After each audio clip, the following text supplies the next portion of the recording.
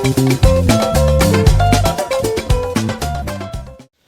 Guys, welcome back to my channel. तो आज है 19 तारीख, बस कल भर का टाइम है, फिर इवनिंग में मेरा पेपर हो जाएगा। तो आज मैंने पूरा क्लास 12th का केमिस्ट्री पूरा कंप्लीट कर दिया है और रात में मैं क्लास 11th का फिजिक्स स्टार्ट करूँगा, लेकिन कल ही भर का मेरे पास टाइम है। तो मैं आज जितना जल्दी हो सके मैं उतना सब कुछ कंप्लीट करने का सोचूंगा। तो इसलिए आज मैंने क्लास 12 का मैंने फिजिक्स कंप्लीट, क्लास 12 का फिजिक्स तो कंप्लीट मैंने कल ही कर लिया था, 2-3 चैप्टर रह रहा तो आज सुबह करा।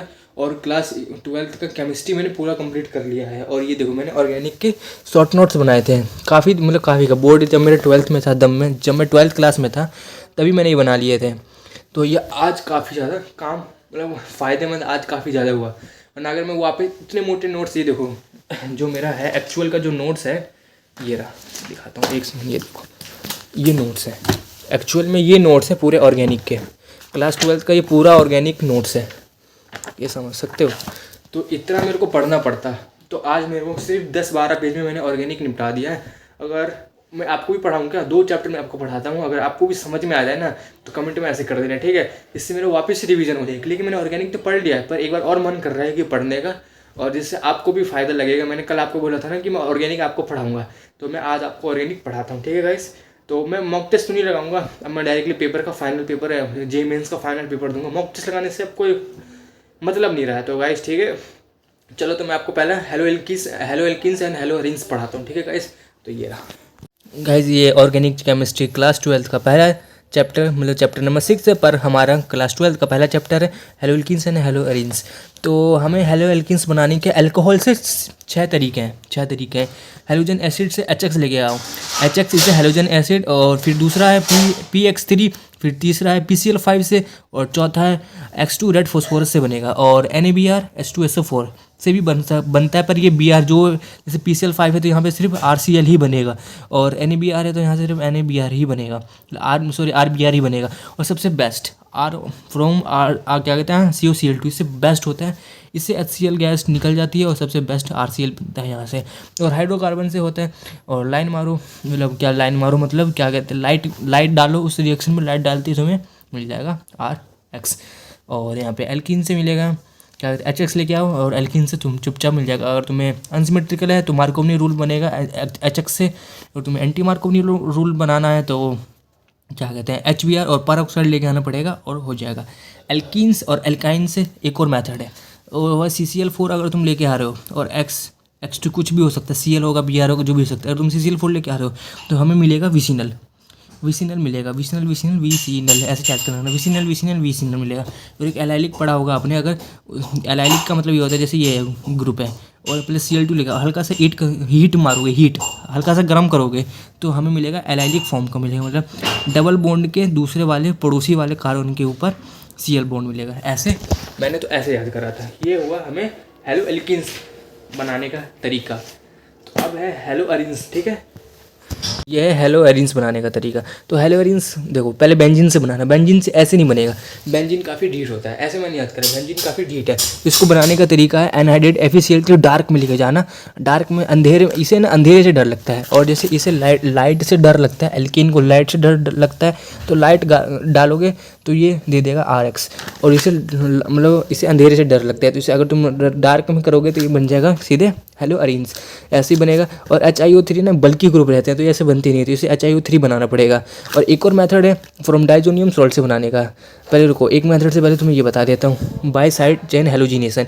इसका मतलब अगर मान लो ऊपर कोई R ग्रुप है, जैसे ये तो टोलिन है, इसके ऊपर कोई और भी R बहुत बड़े बड़े ग्रुप है, अगर आप इसे HNu से करोगे, मतलब लाइट डाल के करोगे, तो ये ऊपर से मिल जाएगा CH3, यहाँ पे देखो इसके ऊपर ही बन जाएगा, मतलब जो Cl है ना ये इसके यहाँ पे जाके लग जाएगा। और इसको ट्रिक याद करने का है, अगर लाइट है तो चोर, मतलब इसे Cl2 से चोर मान लेना, ठीक है, चोर साइड चेन झाड़ी में जाएगा, अगर लाइट नहीं है तो चोर घर बेंजीन पर चला जाएगा।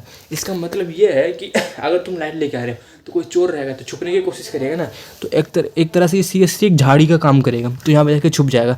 अगर वही तुम इसको अगर तुम एनहाइड्रेट FeCl से डार्क यहाँ पे लेके आते हैं, ऊपर ये रहता है, तो कोई इसमें दिक्कत नहीं रहता। ये जाके चुपचाप घर में जाके मतलब बेंजीन में जाके चुपचाप जुड़ जाता है। ये इसका कहने का मतलब है, ठीक है गाइस। तो अब देखते हैं फ्रॉम डायजोनियम सॉल्ट। अगर NH2 एनिलीन है, एनिलीन को तुम 0 से 5 डिग्री के अंदर हीट करते हो NaNO2 HCl के साथ, तो हमें मिलेगा डायजोनियम सॉल्ट Na2+Cl नेगेटिव। इतना ज़्यादा अनस्टेबल होता है कि ये हेलो एल्कीन के साथ तो रिएक्टिव मतलब बनता ही नहीं है। वो जैसे बनेगा वैसे ही जाके मतलब बिखर जाएगा। मतलब ये होगा कि ये फॉर्म ही नहीं करता है, ये सिर्फ बेंजीन के साथ ही फॉर्म करता है, थोड़ा स्टेबल बनाता है, पर तभी भी जाके इतना स्टेबल नहीं रहता है। तो इसे तुरंत रिएक्शन कराना पड़ता है। एक सेंड में रिएक्शन होता है। अगर तुम CuCl2 लेके आते हो तो Cl बनेगा, और Ki के साथ हल्का सा वार्म कर दो, हीट कर दो कि तो चुपचाप जाके I बन जाएगा, और CuBr2 करोगे तो जाके Br बन जाएगा। बाल्स्टियम रिएक्शन देखो ये होता है ना, ये हमेशा ना फ्लोरीन बनने में दिक्कत करता है। सॉरी मैंने आपको ये नहीं पढ़ाया। अगर शॉर्ट रिएक्शन करोगे ना तो AgF के साथ बनोगे तो RF बनेगा, और NaI लेके आओगे ड्राई एसीटोन के साथ RI बन जाएगा। तो यहाँ पे भी ऐसे हरकतें करेगा। तो इसको हमें अलग एक फॉर्म बना रखा है Na2HBF4 के साथ, तो BF4 नेगेटिव आएगा, हल्का सा हीट करोगे तो F बन जाएगा। गेटरमैन रिएक्शन है, इसके अंदर डायजोनियम सॉल्ट रहेगा। ये ना कॉपर पाउडर है, Cu ना कॉपर पाउडर है, HCl लेके आओगे, CuBr लेके आओगे तो चुपचाप हेलोअरीन्स बन जाएगा। और SN1 देखो, SN2 जहाँ पे आ जाएगा तो SN2 मैंने ऐसे याद करा, SN2 तो 1 स्टेप रिएक्शन, और SN1 तो 2 स्टेप रिएक्शन, ऐसे याद कर लेना। SN2 1 स्टेप रिएक्शन, तो 1 स्टेप रिएक्शन में ना बल्कनेस ज़्यादा होना नहीं चाहिए, हमेशा इन्वर्सन होगा। तो बल्कनेस तो नहीं होगा, तो यहाँ जहाँ पर जितना कम बल्कनेस रहेगा ना उतना ही ज़्यादा स्टेबल रहेगा। तो देखो 1, 2 एंड 3, तो 1 सबसे ज़्यादा रिएक्शन पे रहेगा, 2 फिर उसके बाद 3 तो मतलब फॉर्म ही नहीं करेगा, कुछ भी बनाना ही नहीं चाहेगा। फिर SN1 पे आते हैं। SN1 तो 2 स्टेप रिएक्शन होगा, तो 3, 2, 1, यहाँ पे 1 सबसे कम रहेगा और 3 सबसे ज़्यादा ही रिएक्टिव, मतलब सबसे अच्छा खासा प्रोडक्ट बनाएगा।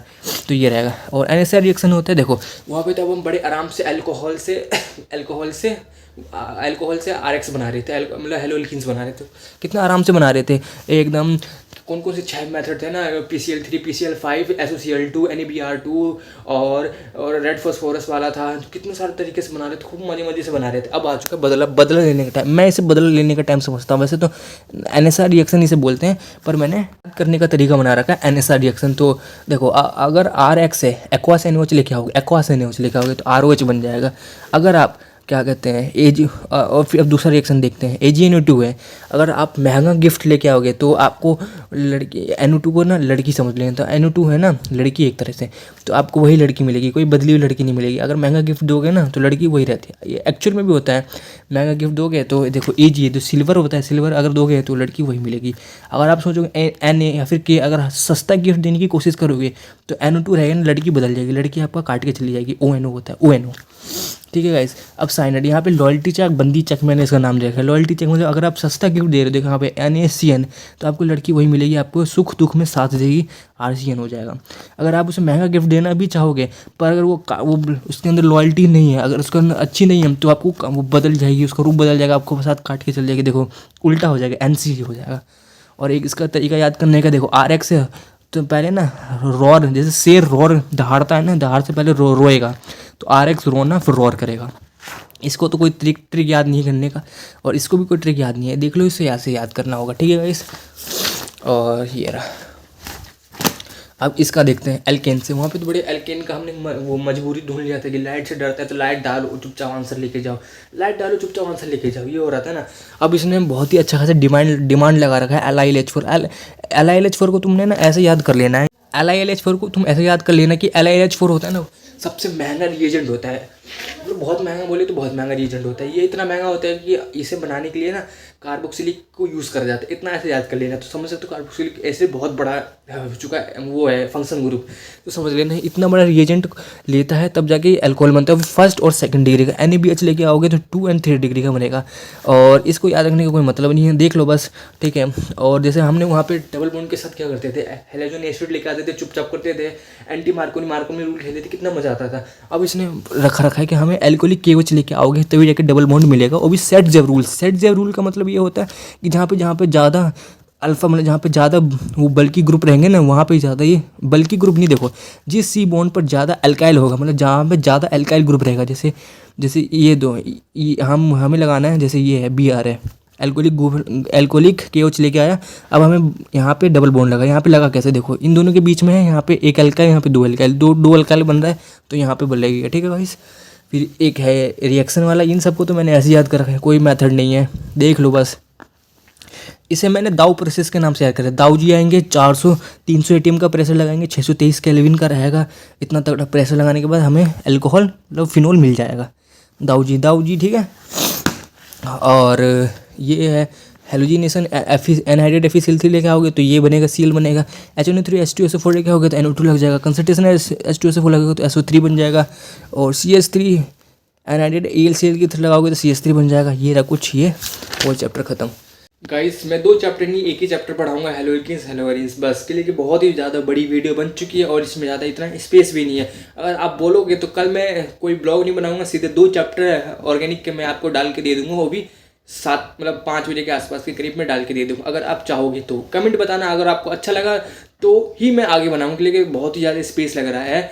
और ये था मेरा आज का प्लान। और क्लास 11th में आज शाम से मैं स्टार्ट कर दूंगा, और फिजिक्स का 2 मतलब 3 चैप्टर में करने का सोच रखा है, एरर और काइनेमेटिक्स एंड रोटेशन डायनेमिक्स, और बस यही 3 सोचा। अगर कुछ हो सके, टाइम मिला तो और भी कुछ एक्स्ट्रा, वैसे तो बस इतना ही करने का प्लान है। और कल आखिरी दिन आर और पार होगा, और मैथ में थोड़ा सा कुछ पढ़ने की कोशिश करूँगा रात में, और फिर सुबह मेरे इवनिंग का शिफ्ट है, तो सुबह में मतलब 7 बजे से लेके और 10-11 बजे तक, नहीं तो 12 बजे तक मैं रिवीजन करता रहूँगा। रिवीजन बहुत रिवीजन करना रहेगा। फिर जाके मैं पेपर दूंगा, फिर पेपर देने के बाद फिर आपको बताऊंगा कि मेरा पेपर कैसा किया, कैसा एक्सपीरियंस था, कैसा वहाँ का सिस्टम था, आपको बताऊंगा। और आप बताना कि सही में मैं सच बता रहा हूँ कि झूठ बता रहा हूँ। तो गाइस बस आज के लिए इतना ही, अब मिलते हैं कल। ओके।